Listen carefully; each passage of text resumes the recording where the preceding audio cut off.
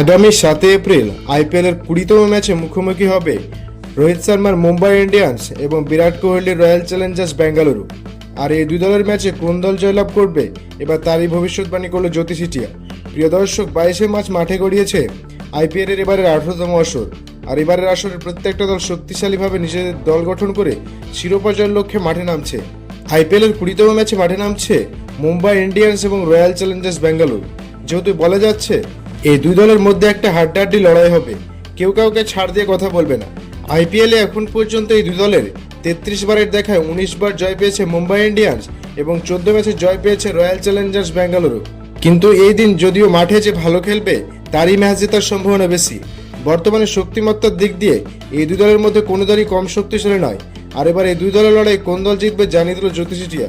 প্রিয় দর্শক, জেনে রাখা ভালো, জ্যোতি সিটিয়া এর আগের আসরে যতগুলো ম্যাচে ভবিষ্যৎবাণী করেছে তার প্রায় সবকটি সঠিক হয়েছে।